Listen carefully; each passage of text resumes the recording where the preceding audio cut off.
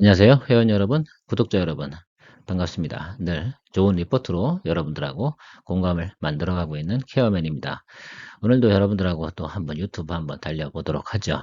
제가 좀 고집이 좀 있습니다. MC넥스는 끝까지 여러분들하고 추적을 통해서 결과물을 만들어 내드리겠다. 이런 이야기 드리고 있습니다. 저는 이런 생각을 가지고 있어요. 항상 실적은 우리가 원하는 주가를 만들어낼 것이다.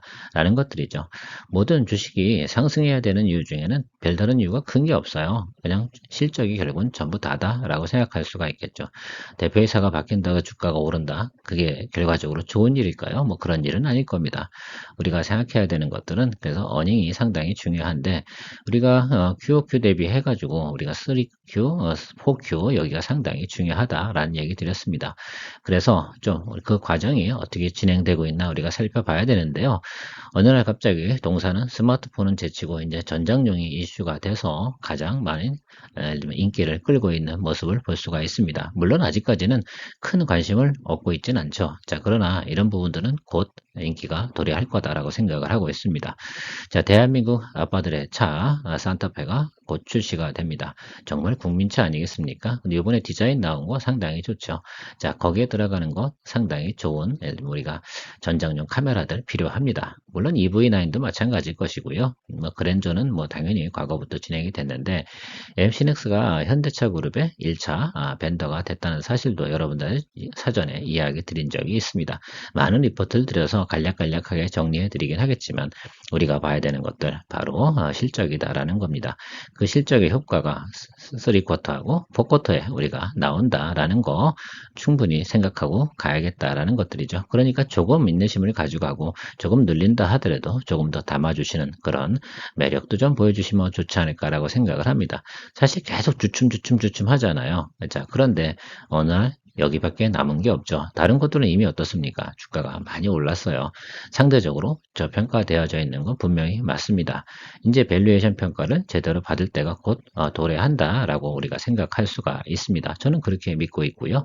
그래서 여러분들한테 끝까지 여러분들한테 큰 도움을 드리기 위해서 제가 리포트 해드리는 거고 그만큼 우리가 한 종목을 가지고 좋은 수익을 내기 위해서 충분한 인내의 시간이 좀 필요하다라는 부분 다시 한번 강조드리도록 하겠습니다. 그 기다림의 인내는 그 실적에 대한 우리가 기대치 혹은 예를 들면 과정 이런 것들이 같이 포함되어 있는 것이다 라고 이야기 드리도록 하고요.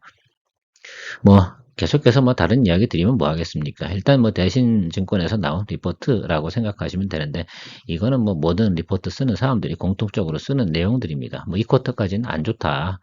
스마트폰 향 매출도 별로고 뭐 A3 갤럭시 A3 별로 안 좋고 옛날보다 한 80% 정도 수준밖에 되지 않는다. 그리고 영업이익률도 그렇게 높지 않다. 그런데 이게 상당히 달라지는 게 있잖아요. 전자형 매출 우리가 좀 포커스로 봐야 되는 것들은 바로 이 부분입니다. 그렇죠? 기아 EV9 출시되고 나서 여기 전장형 매출이 31%, 32% 늘어났고 QOQ 대비해서는 12%가 늘었다. 요거 상당히 중요한 포인트라고 생각하시면 될 것 같아요. 제가 항상 그런 거 있잖아요. QOQ 대비해서 이게 터닝 포인트가 존재하는 과정인데요. 이미 이 쿼터에 준비가 되어져 있는 것들이죠. 이제 EV9만 나온 거고 산타페 나오게 되면 당연히 거기에서 QOQ 대비 어떻게 되겠어요? 더 많은 매출, 저거의 더블 정도는 충분히 갈 수 있을 겁니다. 그러면 주가는 모멘텀으로 작용할 내용은 충분히 존재하는 거죠. 그렇다고 예를 들면 스마트폰이 계속해서 주춤하겠냐? 저는 그렇게 보지는 않습니다. 자, 그런데요. 우리 자동차에 들어가는 카메라가 도대체 과거에는 이런 거죠. 보통 한 4개? 뭐 정도 들어갔으면 4개나 6개. 지금 기본이 뭐 8개, 12개 이런 식으로 들어가게 되겠죠. 더군다나 레벨 3 자동차 자율주행급 좀 옵션이 많은 차들 같은 경우는 뭐 쉽게 그 서라운드 뷰 이런 거 제공되는 카메라 많이 있습니다. 제 차에도 지금 카메라가 12개가 달려 있는 것 같은데요. 사실은 어떤 경우는 너무 잘 보여줘서 피곤한 경우도 있지만 그러나 이런 것도 있어요. 주차할 때나 또 후진할 때나 또 가끔가다 주변을 갖다 살펴볼 때 뭐 제자리에 앉아서 창문 열고 바깥에 내다보지 않아도 되는 기능들이 있거든요. 바로 서라운드 뷰를 딱 누르면 주변에 있는 반경의 10m 정도는 다 카메라로 볼 수 있습니다. 그런 것들이 앞으로 이런 우리가 볼 수 있는 내용들이다라고 보시면 될 것 같아요. 그래서 야 이런 것들 나오게 되면 그럼 당연히 기본형 카메라 들어가는 것들 하고 있잖아요. 서라운드 뷰 들어가는 것들 그리고 그 카메라의 성능, 화질 이런 것들이 다 올라가게 되는 것들이죠. 자, 우리 차에 들어가는 지금, 글쎄, 디스플레이 한번 보시면 OLED로 들어가지 않습니까? 자, OLED 판넬에 그걸 걸맞은 카메라가 들어가야 돼요. 화소가 맞는 것들을. 거기다 싸구려 카메라를 집어넣으면 화질이 아무리 디스플레이가 좋으면 뭐합니까? 화질이 안 좋은데. 자, 그렇게 되면 문제가 됩니다. 그러니까 가격, 단가가 다 올라가는 그런 시너지 효과가 동시에 나타나는 것들이다라고 생각하시면 좋을 것 같고, 거기에 가장 큰 뭐 핵심 화두를 던진 게 결국은 테슬라라고 봅니다. 테슬라가 워낙 빵빵하게 나오니까 여길 커버링을 치려면 충분히 그런 것들 전장에서 커버를 쳐줘야 되는 것들이 상당히 많죠. 자, 산타페 하이브리드가 나올 거 아닙니까? 그렇게 되면 거기에는 수많은 기능들, 안정장치 이런 것들과 더불어서 그거의 기본은 항상 카메라다라고 생각하시면 됩니다. 그런데 사람들이 참 관심들이 없어요. 그래서 저는 이렇게 생각합니다. 남들이 안 봐줄 때 우리가 매수하고 공략하고 가는 것들, 물론 우리가 2달 이렇게 기다리고 있었죠. 그래서 뭐 3분기부터 올라가게 되었는 건 우리가 이미 이야기 드린 것들이고요. 그런 부분들 생각해 보면 미리 사놓고 기다리는 인내심, 항상 뭐 저는 그런 것 같습니다. 제가 그냥 포인트 때 사지, 그렇게 포인트를 찍을 수 있으면 제가 리포트 하겠습니까? 그렇게 할 수 있는 사람은 제가 볼 때는 없는 것 같습니다. 누가 그렇게 할 수 있다고 한다면 그건 정말 이상한 거죠. 그 제가 보면 정상적이지 않은 것들은 뭐예요? 그게 바로 무슨 이상한 작전이고 세력이고 뭐 이런 것들 아니겠습니까? 그런 건 상당히 옳지 않은 방법이지 않을까 생각이 들어요. 그렇다고 해서 정말 나한테 큰 이익이 돌아오냐? 그렇지 않습니다. 우리가 계속해서 증가되는 모습들을 확인하고 그렇다면 충분히 추정 가능한 예상치라든지 타겟이 설정이 될 텐데요. 그 부분을 우리가 고려해야지 우리가 오랫동안 투자할 수도 있고 좋은 성과를 낼 수도 있다라고 생각하고 있습니다. 특징은 뭐 제가 다 이미 이야기 드렸습니다. 뭐 모든 리포트들이 비슷한 공통적인 내용들이 나오니까요. 뭐 카메라 늘어나는 숫자는 뭐 다 알고 계실 거고요.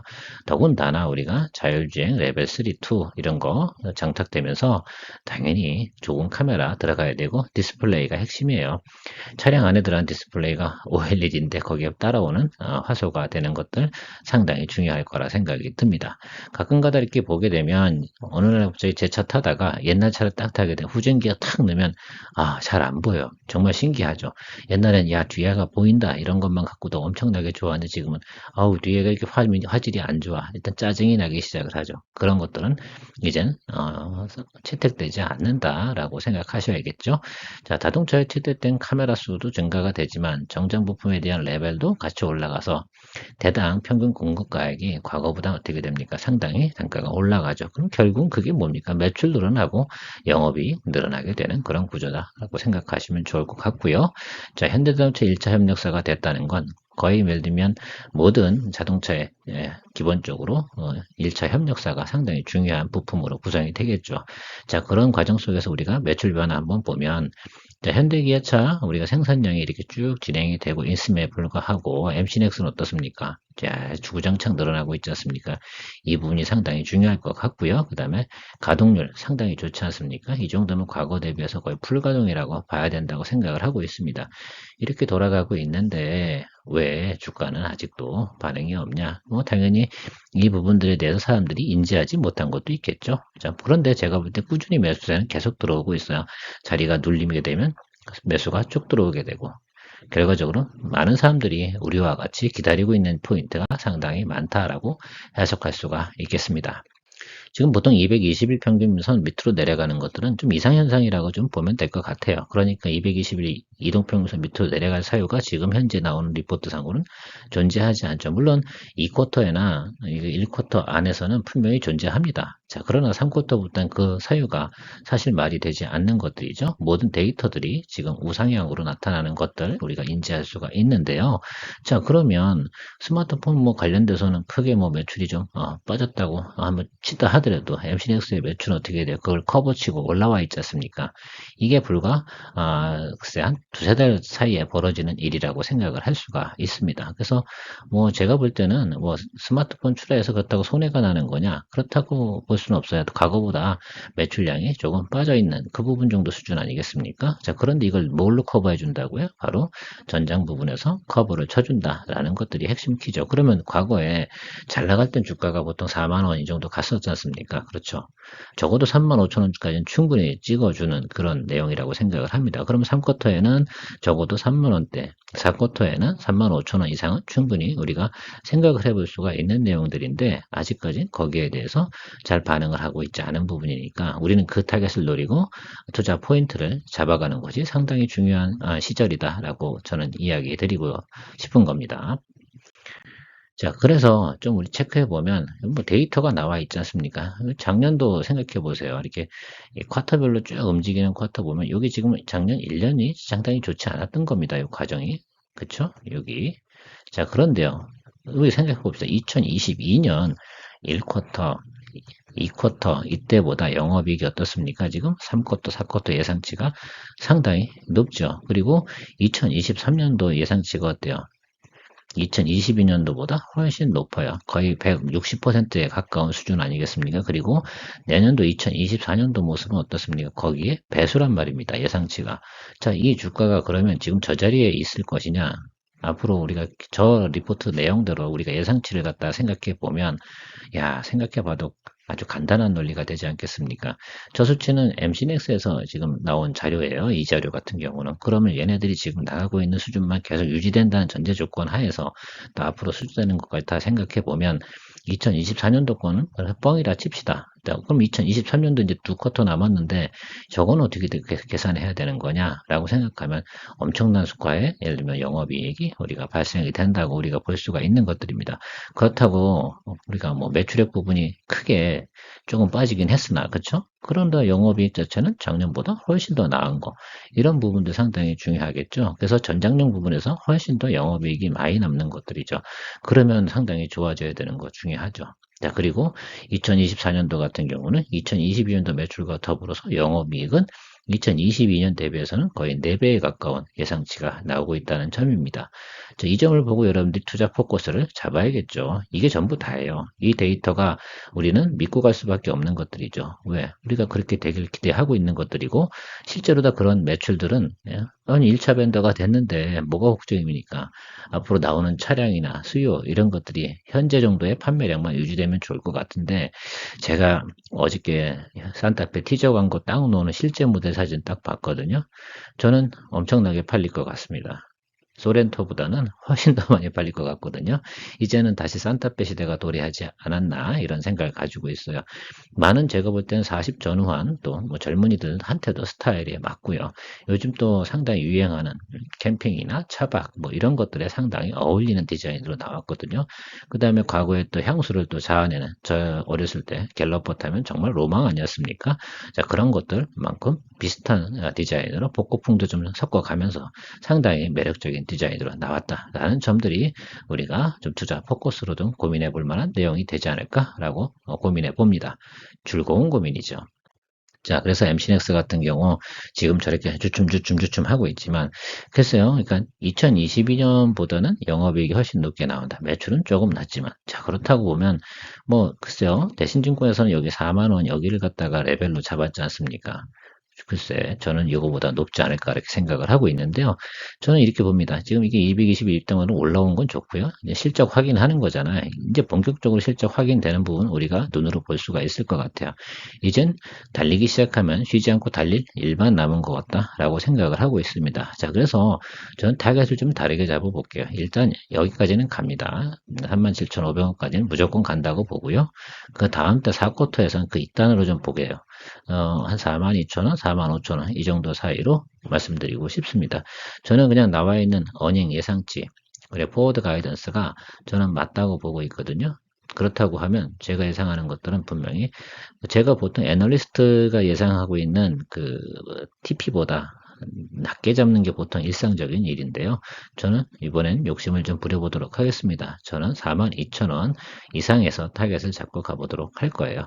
자, 3만원에서 42,000원 정도면 여러분들이 원하는 수익 충분한가요? 자, 이제 2달 기다려도 충분한 수익률이라고 생각이 듭니다. 그렇죠. 저는 그 정도 타겟을 가지고 여러분들하고 이야기 나눠보고 싶어요. 그까짓 거 예를 들면 한 35,000원 타겟 보고 가지 않도록 하겠습니다. 물론 1차 여기서 한 요 구간 35,000원과 37,000원 구간에서 어떻게 갑니까? 이렇게 쉬어가겠죠. 뭐 이렇게 이런 식으로 가겠죠.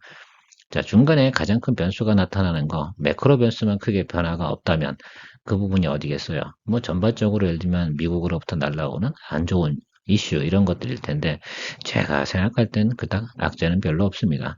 자, 신차 효과는 분명히 나타날 것들이고요. 그거에 대한 MC넥스의 카메라향 매출 이익 부분은 분명히 나타날 것 같아요. 그래서 이번에는 전장에 한번 타겟을 걷고 기다려 보시면 상당히 좋을 것 같습니다.